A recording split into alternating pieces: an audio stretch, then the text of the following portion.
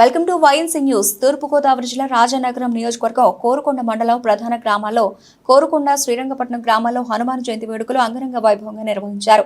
వందలాది మంది భక్తులతో ఆలయాల భక్తి శ్రద్ధలతో కిటకిటలాడాయి. అనంతరం వచ్చిన భక్తులకు అన్నదాన కార్యక్రమాన్ని నిర్వహించారు. జై హనుమాన్, జై జై హనుమాన్ అనుకుంటూ హనుమాన్ చాలీసా నిర్వహించారు.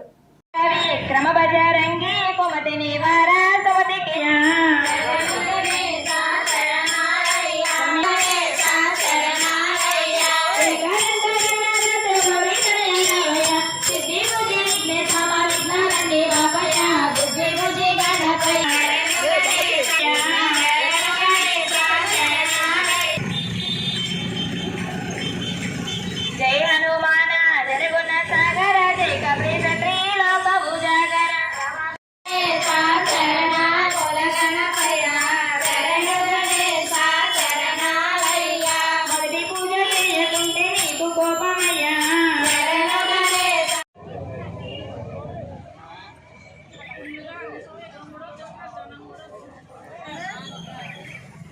स्वामी డివి రావు గారు ఆటో యూనియన్ వారు ఆయురారోగ్య రోగభాగ్యాలు ఇచ్చి కాపాడడం కోరుకు ప్రార్థిస్తున్నాం.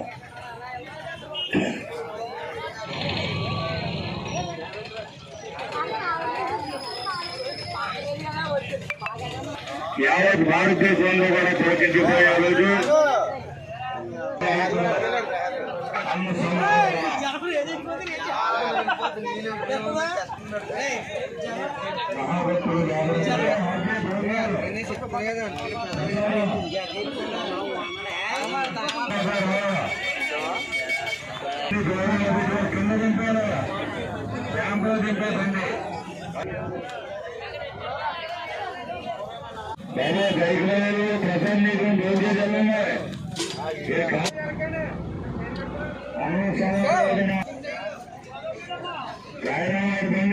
అధిక్షేపించి మాట్లాడాడు ద్రోణుడు.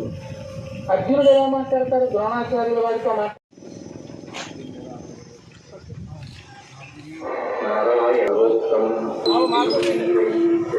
కాబట్టి ఇప్పుడు ఆ పతాకములతో ఉన్నటువంటి వీరుని పరిచయం చేశారు.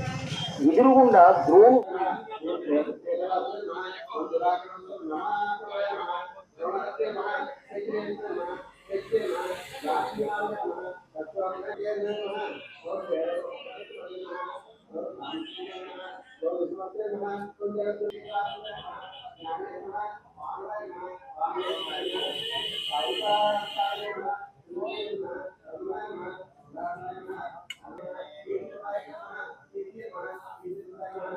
వెల్కమ్ టు వైఎన్సీ ప్రేక్షకులకు నమస్కారం.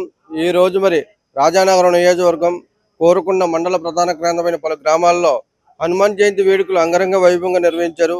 అదేవిధంగా మరి కోరుకొండ దేవుని కోనేరు వద్ద ఉన్న శ్రీ ఆంజనేయ స్వామి ఆలయం వద్ద కూడా హనుమాన్ జయంతి వేడుకలు నిర్వహిస్తున్నారు. మరి మన ముందు అర్చకులు ఉన్నారు, వారి మాటలో తెలుద్దాం. ఈ రోజు ప్రత్యేకంగా ఏవేవే పూజలు చేస్తున్నారు ఏంటనే విషయాలు కూడా వారి మాటలో తెలుసుకుందాం.